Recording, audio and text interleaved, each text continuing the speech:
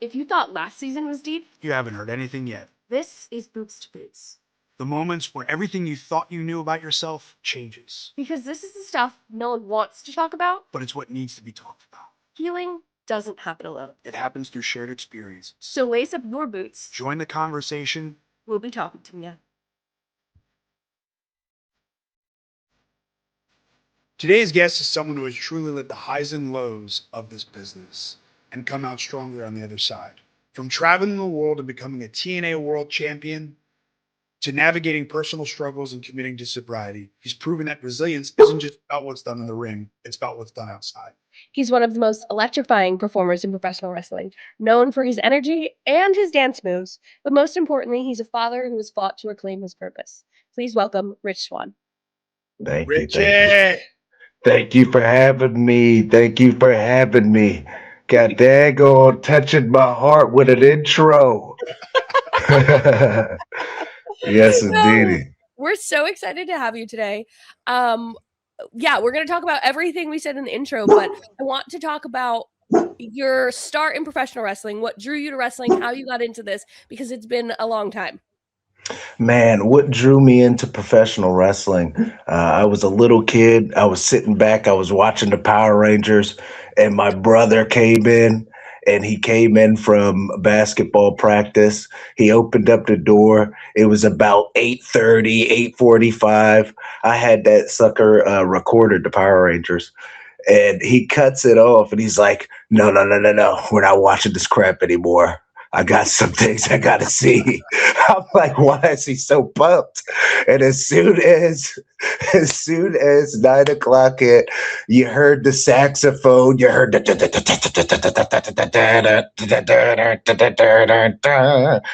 and then Bret Hart comes out. And then the fireworks up at the top of the arena, the colors, everything. I was just glued to the screen and I was hooked from then. And like that memory to me, like it just holds a special place in my heart because like it's one of the, the best memories I have as a kid, sitting down and watching pro wrestling with my brother. And that one, just that's just the thing that opened it all up. Okay.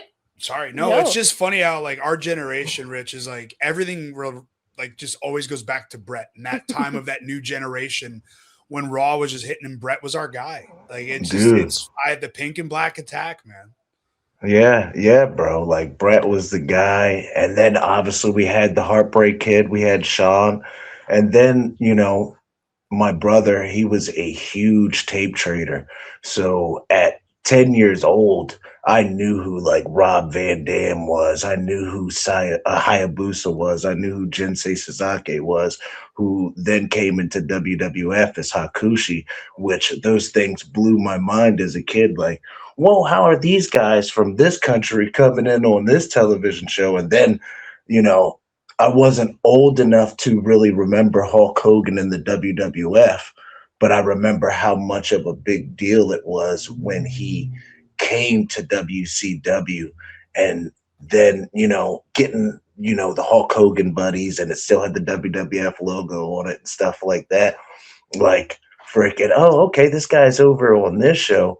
And then I started watching WCW and then seeing the cruiserweights, seeing Ray, Hoovy, Jericho, Eddie, Malenko, and then like seeing like that, and especially like with Ray, his size and stature, and me not being a whole lot of a big hunk of a man, that that really broadened my horizons, and I was like, man, I think I could really do this. By 14, I was training. I was up in there. Okay, so where were you training and who did you train with? And then once they were like, you're ready to have your first match, like where was that? Who was it with? Talk to us about that like journey then. So it was a really roller coaster. My life wasn't all, patty cakes and sunshine. By 12, I'd lost my father. And I started going down the wrong path. And my aunt and my cousin kind of, they kind of saved me on that. And along the way, there was a wrestling school in York, Pennsylvania. And one of the trainers was the MCW heavyweight champion, Adam Flash. The other was somebody that I hold near and dear to my heart still to this day. His name was Ray Alexander.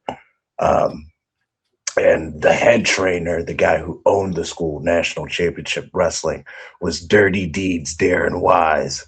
And he was around for a long while, and like all in that East Coast area, the PA, Maryland, Jersey area. He had a lot of connections. And with Adam Flash, of course, he was in CZW, Jersey All Pro Wrestling, and Maryland Championship Wrestling as well.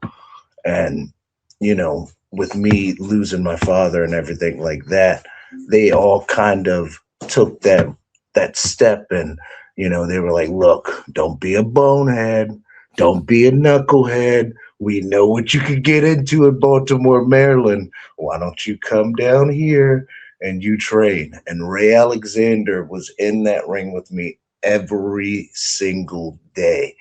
And as we know, in Pennsylvania, there is a state athletic commission.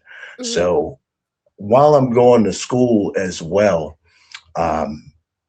I just turned 15, and I wanted to play sports in school, but I couldn't play sports in school because now I'm a paid athlete in professional wrestling. But in Pennsylvania, I didn't even have my first match yet because you have to be 18 to wrestle. Oh, So yeah, so Flash, he hooked me up with Trent Ashton and Johnny Cashmere, and they were like, "All right, kid, you can come and wrestle at Jersey All Pro, guys. Like, there's no commission down here in New Jersey. Come to Pro Wrestling Unplugged. There's no commission here." So I'm 15 years old, getting caught up in that. You know what I'm saying? And come back to Pennsylvania. My mom is super proud. She's super happy. She's about to come and see me have my first match in Pennsylvania, which was, we had something to get around it. I had the show at my school, so we were able to get around it. And that was against Adam Cole and Tyler Veritas, his best friend, one of his best friends, which that's another story. My goodness. But before she could even come down and see the progress that I was making, she passed away. So that that's things that we struggle through, or we overcome in life. We don't get any test that we cannot overcome. yeah. And but I had those matches. I did that match with Adam Cole. Athletic Commission let it happen. And I just kept going, never stopped. Freaking Trent Acid and Ray Alexander, Adam Flash, Johnny Cashmere. That's a big shout out to those guys. They kept on, pushing me. I finished school early, and I just kept going. Yeah. Okay. So those are like such big names, especially in the Northeast. So what was it like to wrestle Adam Cole in your first match? And then like to be around that caliber of talent so early on had to help you develop so much faster to then be able to like go to Japan and travel the world and then, get so many opportunities elsewhere. Like that first match was like, oh my goodness, I couldn't wait because, like I said, I'd been training from 14, and from then I had just turned 16 when the commission had let it happen. And for that first match in Pennsylvania with Adam Cole, we had been training together, you know what I'm saying, at CZW for a minute. So it was like, oh my goodness, I cannot wait. It's going to be in front of all my friends, all the kids at school, because it was at my school, you know what I'm saying? So like we had the casual wrestling fan, and then also my whole school at York County Tech, and it was crazy, just the feeling. And then the next week, I was booked in Scranton, Pennsylvania, thinking that it's gonna be that same. Oh yeah, yeah, it's about to be awesome. Oh snap! There was 10 people in an IC and dog in that sucker. I said, God dang, wait a minute. Time out. Ain't nobody pushing no tickets. Ain't nobody. What's going on? And I hit up. Yeah. You're like, oh wow, I can't do this. All right. Yeah. And I hit up Trent Acid, and he's like, yo, cuz not every place is like the arena. Not every place is like Rahway, cuz. Yeah. Do it.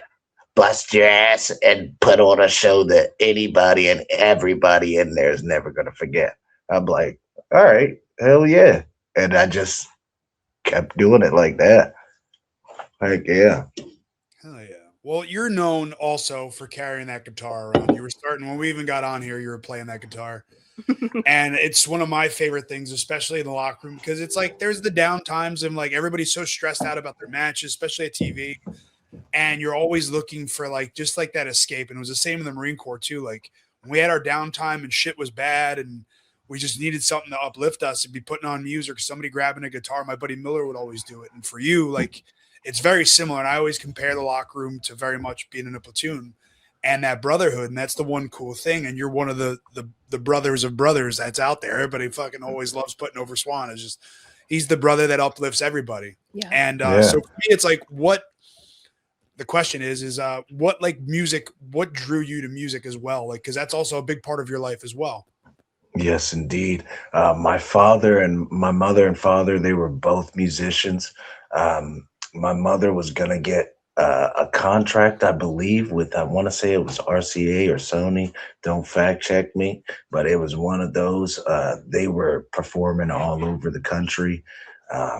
They were pretty good. My dad was known as Mr. 88 Keys, as that's how many keys are on a keyboard. And his talent was he could play by ear. And so when I was a kid, I'd be sitting around and I'd be listening to my dad just pick up anything. My brother, he'd have the Super Nintendo on and he'd just be, going through the WWF on WWF Raw, some of the characters. And when you stick there, the song will play. And I'll never forget this. Owen Hart's song is crazy in the very beginning. That piano, yes, it's insane. It's insane. And I was like one of the best theme songs ever. It is. And freaking, I'm like probably like 6 or 7, and my brother's going through that, and he stops on the Owen Hart, and I'm like, Dad, you can't play that. He said, oh yeah. He popped on the goddamn keyboard, listened to it for just a second. Okay. And I was like, wow, this is crazy. He literally just did it. So my brother brought in his guitar from school, and he was, fuddling around with it. And Come As You Are was playing on the radio by Nirvana. And it's kind of a simple song. And I picked up the guitar, and I'm probably like 7. I picked it up, and I was just messing with it, trying to find, where it was at, and then just doing the rhythm. And I was like, whoa, that's it. And then I just kept on playing it over and over and over and over and over.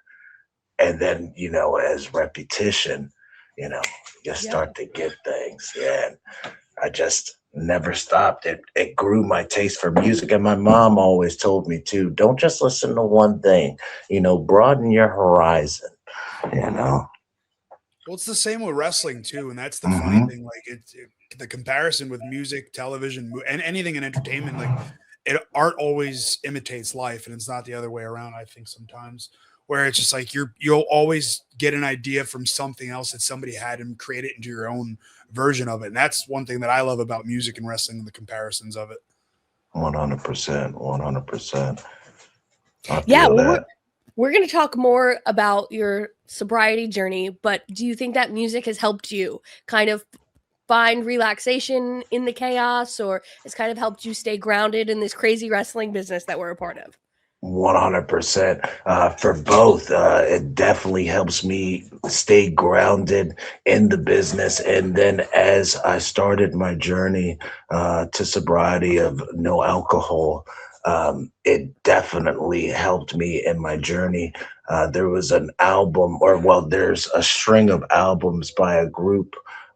They're very popular now. They're called Sleep Token.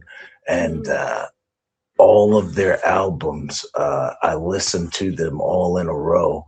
And I'd have the lights off. I'd just be chilling. I'd be meditating. And for like all, it told a story, and they all kind of, I could relate to all the story that was being told. And it kind of was like, okay, I don't need anything that I desire. I'm going to go after the things that I actually need and actually are going to, be beneficial to my life, and not only to my life, to my career. And, I feel like frequencies and vibrations, they can change your mood and definitely switch your trajectory and Mm, your life, literally. yeah.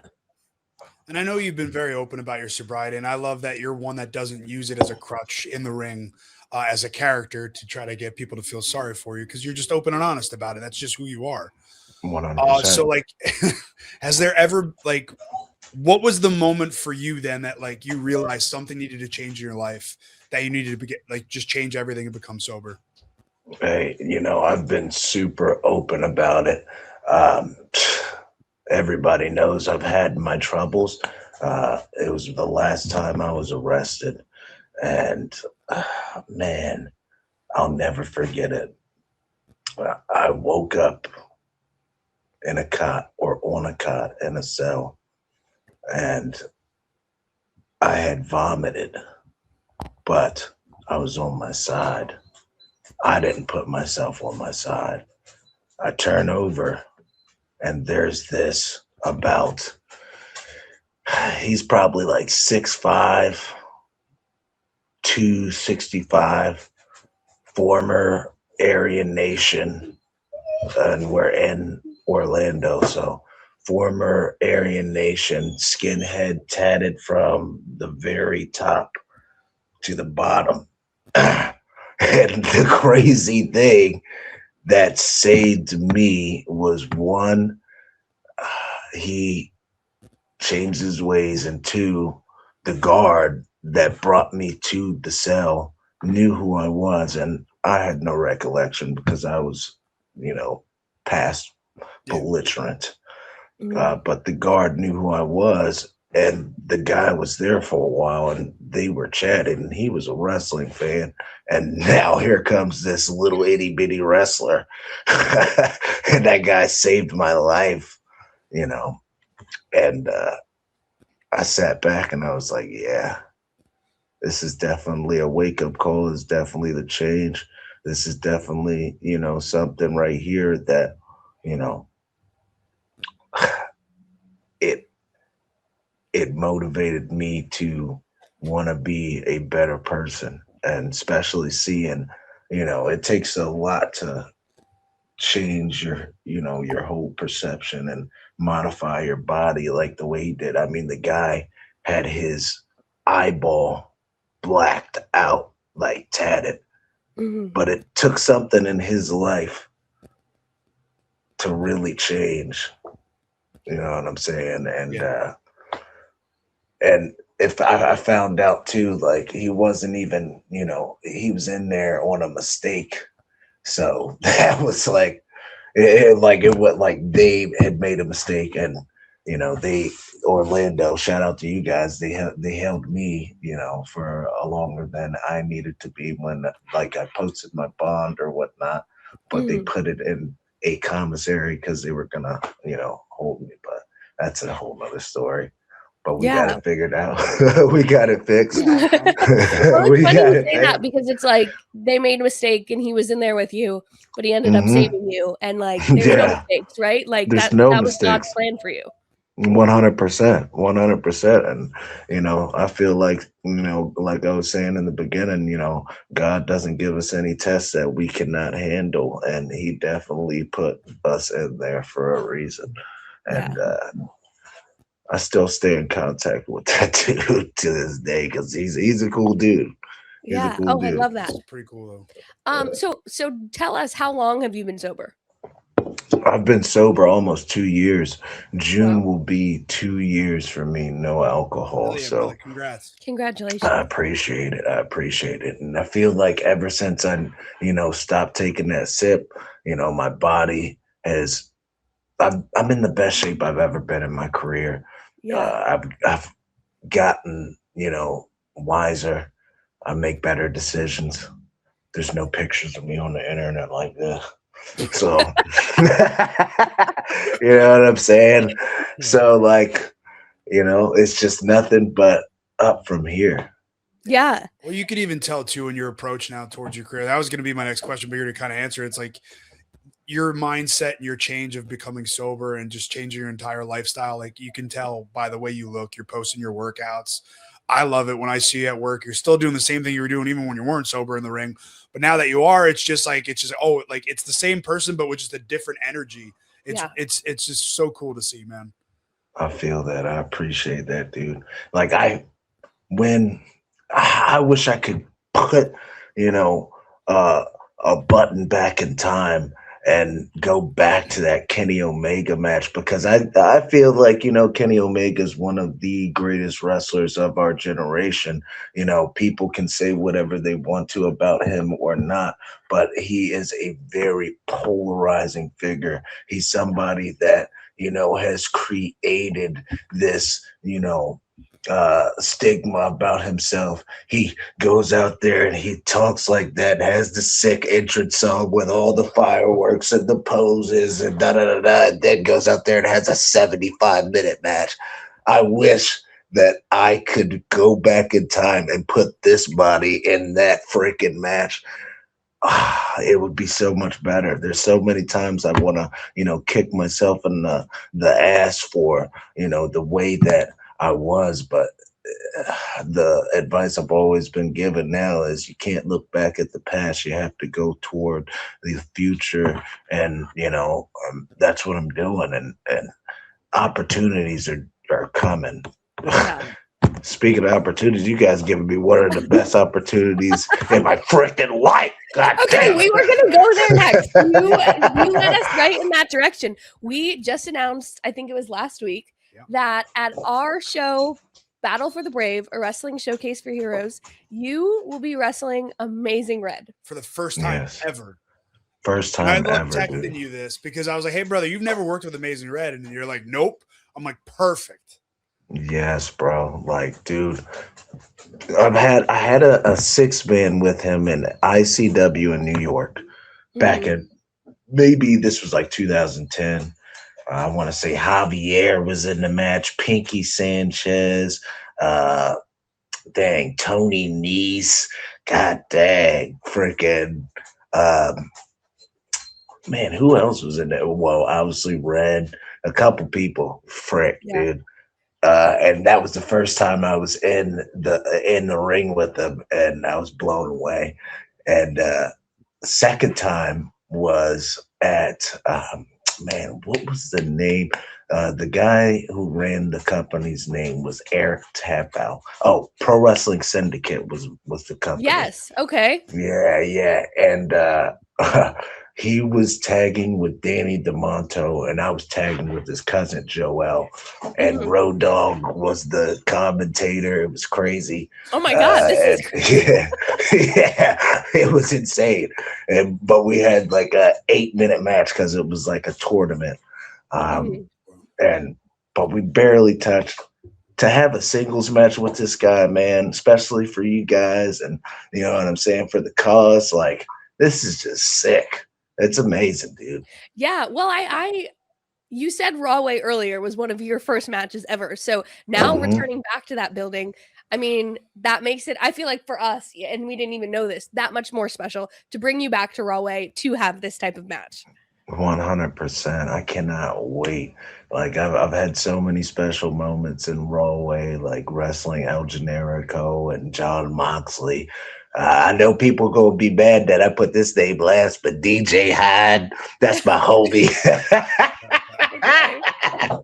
The Dean CZ Dub. Oh man, CZW. I went to when I just started training in 2012 at the factory. One of my buddies, Cruz, was there, and he goes, "Hey, you want to come to a show with me? It's in Voorhees, kind of where your parents live, in South Jersey." Like, sure, man, yeah. And we went to the ice rink. Yeah, and that's where I first met Sammy. I first met Adam Cole there. No, I'm not sure if you were on it, and I met Jeff there too. And it was just crazy because I'm sitting there watching it, and then they're like, "Hey, would you want to do this?" I'm like, "Yeah, but I want to be the one that actually had the wrestling match, not do all the death stuff." Because if they're getting paid the same, why would I want to do that? Like, that was just my thought process then. I'm like, yeah, I'm not going to do that. I'd rather be the one wrestling match on the card that is actually out there, actually doing the pro wrestling and not killing each other and bleeding everywhere. Bleeding everywhere. CZW. I mean, things today are wild.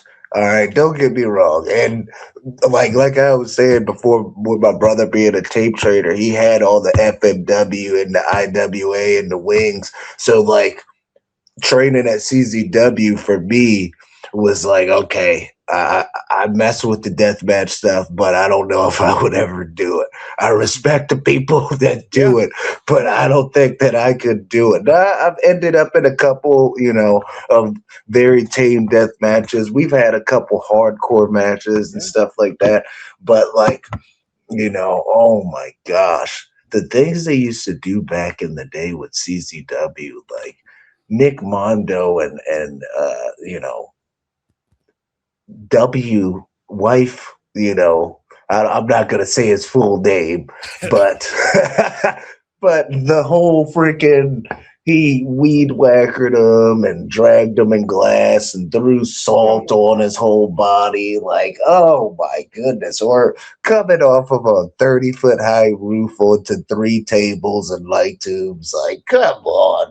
And then doing it the next week. No. What? No. Just slap on a headlock and we'll run a nice high spot, brother. Dudes would have flaps like this, just flapping from the rib cage of skin, just like la da da da da. Yeah, it was fine. No big deal. It's okay. I'm not afraid of the blood stuff, but it's like that's leaving the scars on the body. It's like that's a toll to them too, and a testament to people that do that. So I give them kudos for it because it's not for me unless the money was right. No, there's no money that it could be right for me. Like one of the most scarred up dudes I've ever seen. Super respect and mad respectful. June Kasai, Crazy Monkey. This dude better have the biggest mansion off of his scars in the whole entire world, because that dude is jacked. From the start of his dome all the way to his toes. Like, it's insane. Like, he did those death matches like to where he'd be just in a thong and his like goggles and doing like light tube splashes. Like, holy crap, bro. Oh God. I mean, bless their heart. There's a place for it, but there is not a place for me in it. Yeah, I'm good. That's not my stuff. No, I'll watch it. I'd rather get thrown it. in a dumpster like you did to me at Hard to Kill. Yeah. I'll take, some spit, a little bit of, garbage, oh my goodness, that all day. No light tubes, please. Yeah. Well, from death matches in CZW, the craziness of that, but to sobriety, like what is something for you then that sobriety has given you that wrestling hasn't? you know, sobriety has literally given me a peace of mind. It's literally opened me up to, other avenues of life. Before, you know, only wrestling could make me happy. Only listening to music could make me happy, especially in this period in my life. But, once I stopped drinking, I started, for the lack of a better term, smelling the roses outside. I started, really, taking everything in. And it made me, realize like I am super fortunate. I've been able to travel the world. I've been able to, you know, see things that other people, haven't been given the opportunity to see. And now I'm happy because when I do get those opportunities again, I'll be able to see it through a different lens. And that's what I'm very excited about. I Yeah. can't wait till we get to work again. Yeah, I can't keep, wait either. I keep bro. bugging Sammy. I was like, if it doesn't happen at TNA, I'm like, Sammy, get us at Revolver, me and Swanee again. Yeah, Battle dude, for the we Brave got to. too. Battle for the Brave too. Mhm. Yeah, there we go. Yeah, Yeah. yeah. Well, as we wrap up, we always just like to ask for like a piece of advice from our guests. So if there is someone who's listening who's struggling through their sobriety journey or to find their place in professional wrestling, what's one piece of advice you could give them to get them through that struggle? For the sobriety, always remember it's just one day at a time, one step at a time. It's okay, baby girl. I know. I know.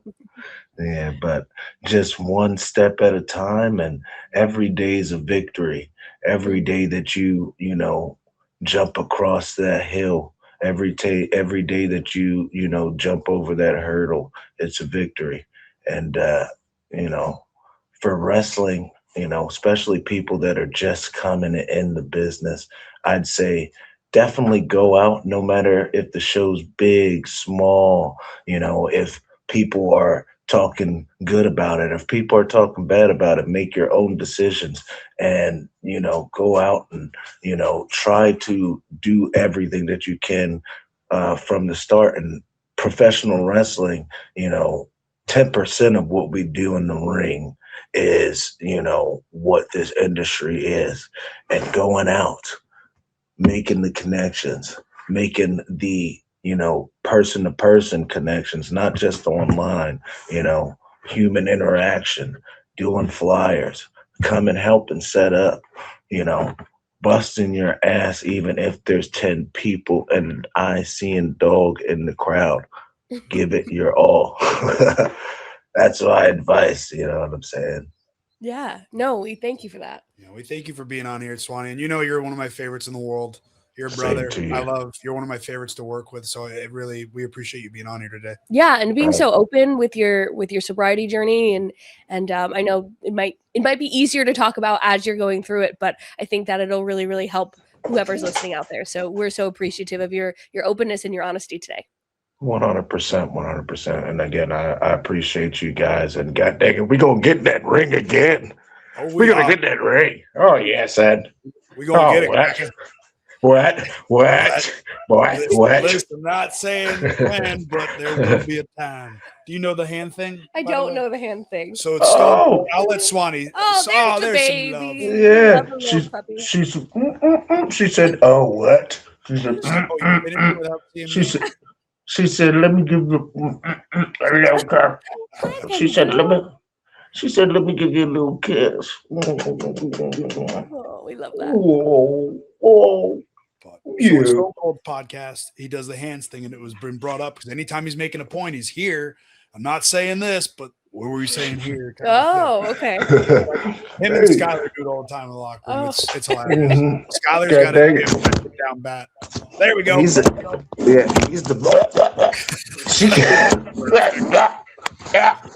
That's In the this mouth. would be like a This little would be a blooper good way on to the go back end. off. in the mouth, baby. I swear we touched tugs. That was That's okay in this house. Well, go give that girl some love. We'll let you go. Thank you so much for joining us. We love you, Swann. Hey, thank you for. I love you guys too. God dang, I got to take Penny down the road. She's wanting to go out. She's wanting to hit. She's wanting to hit this backyard. I love you All right, guys. brother, we love you. We love you. I love you too. All right, bye-bye. Peace. Peace.